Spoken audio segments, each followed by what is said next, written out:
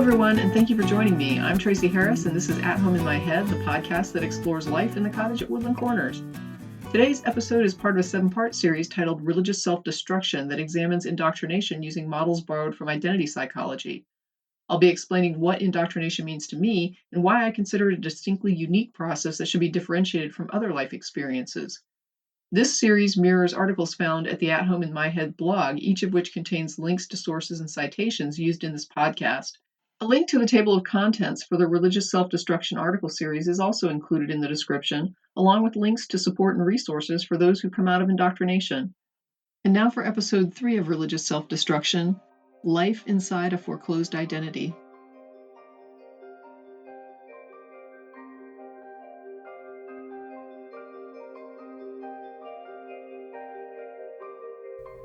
I wanted to understand more about foreclosed identity, and in 2017, I reached out to Dr. Dombeck and opened a correspondence with him.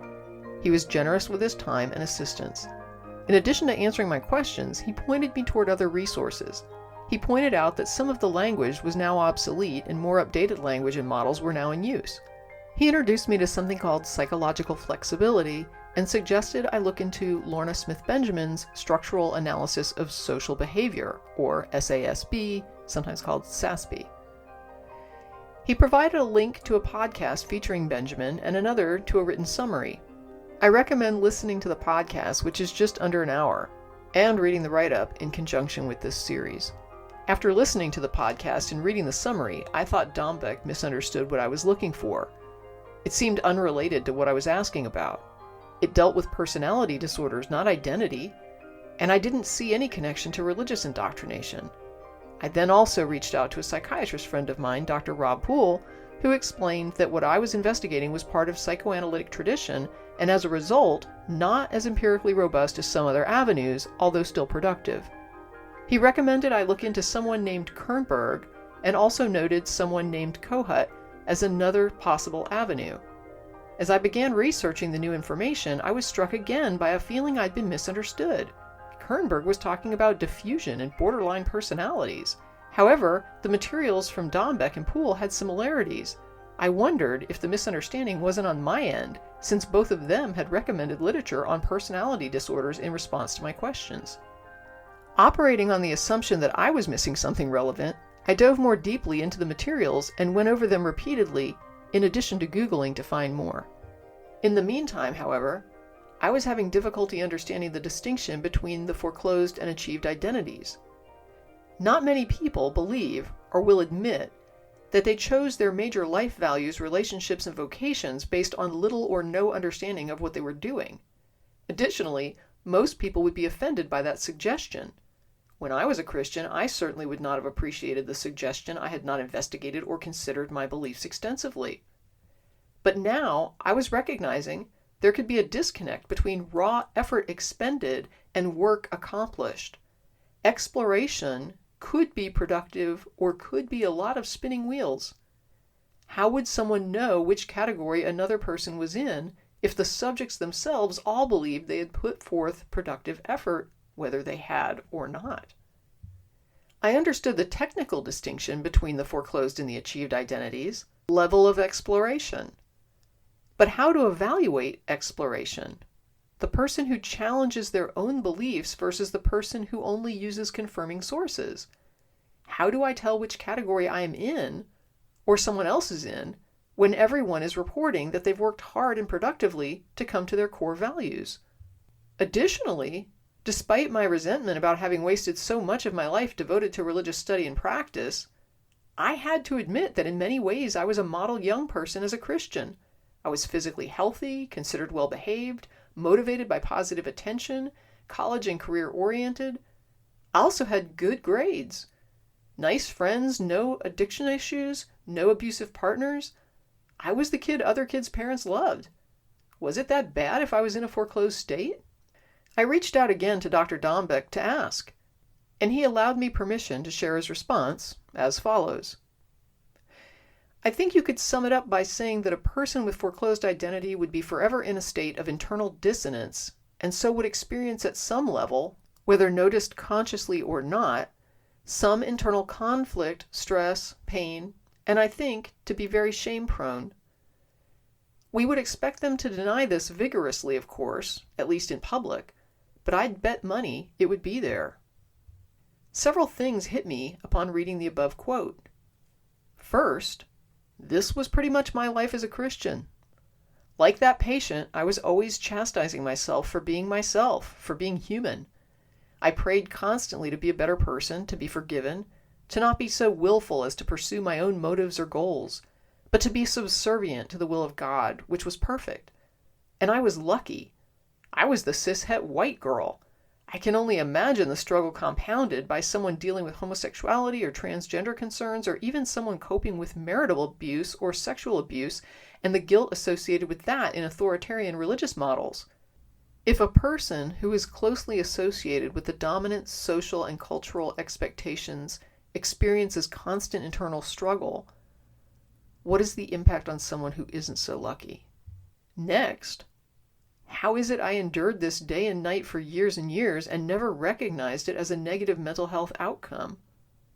Even after being outside of religion for many years and ultimately becoming satisfied with myself as a human being, I still could not look back and recognize that as detrimental. It wasn't until a few years ago, when Dombeck laid it out in those terms, that the light bulb went on and I realized how awful it sounded. As a Christian, I had actually seen this as a positive situation. But how? How could anyone live with ongoing and endless internal conflict and struggle, constantly suppressing who they are, and say they are happy and fulfilled and experiencing a positive existence? If you felt this way about your job or your marriage, for example, you'd know something was wrong.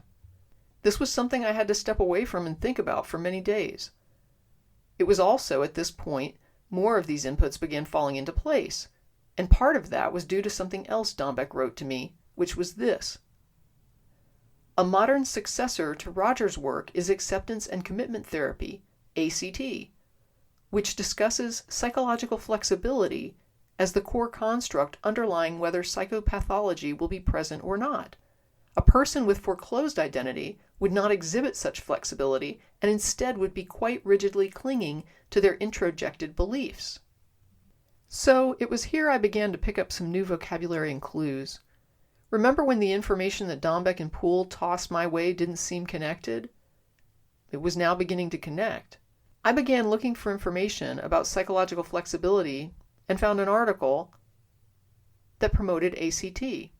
It said, psychological flexibility is currently measured by the Acceptance and Action Questionnaire, the AAQ-2.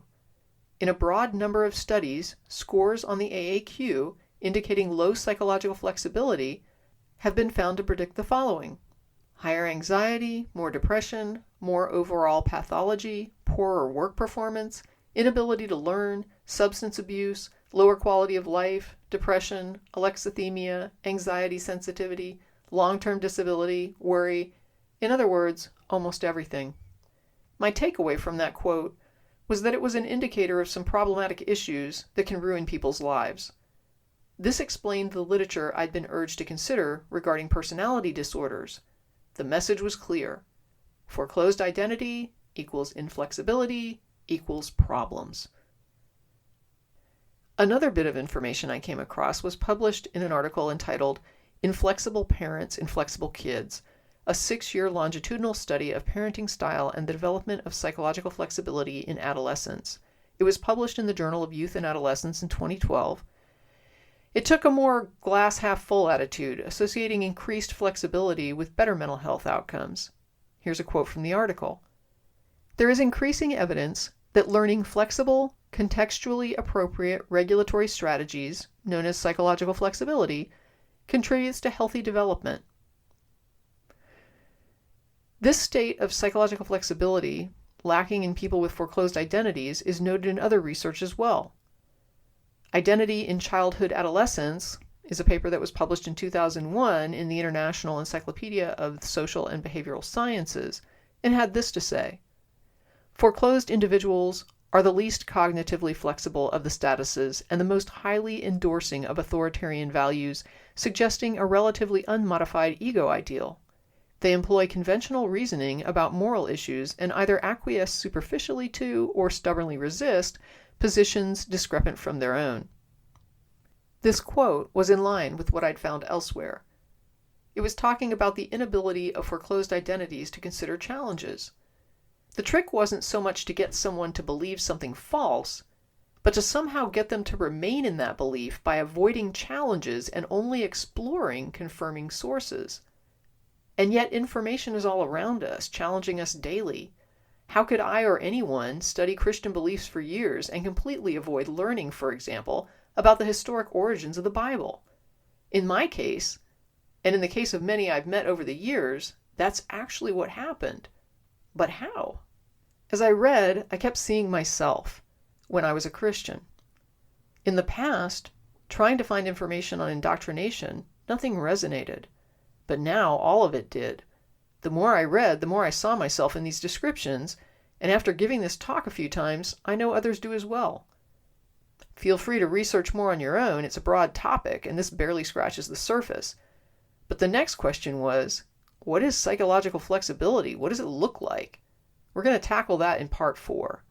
But before doing that, I'd like to tag on some bonus material, a word about alexithymia. Alexithymia was one of the mental health outcomes listed earlier that is associated with foreclosure. When I gave this talk the last time, I devoted a moment to explaining this particular label to the audience.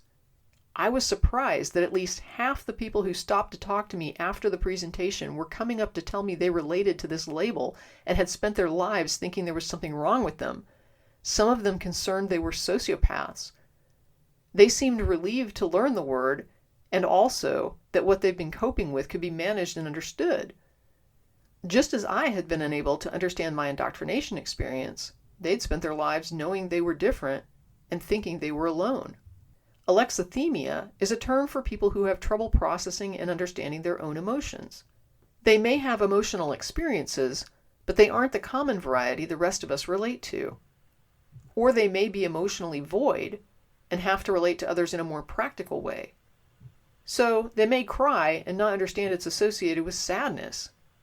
Or they may experience a mix of confusing and complex strong emotions and not be able to understand what they're experiencing or why. They may confuse emotions that have similar physical responses like fear and excitement. If you've spent your life doubting that you're having the same experience as others when it comes to emotions, you might want to Google this label and do some research. There are some casual online diagnostic tests you could take. It might help you to understand yourself better and also help you help others to understand you.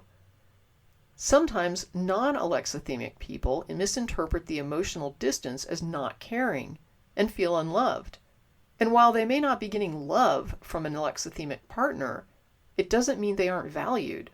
It's a bit like being upset your partner can't hug you if they have no arms.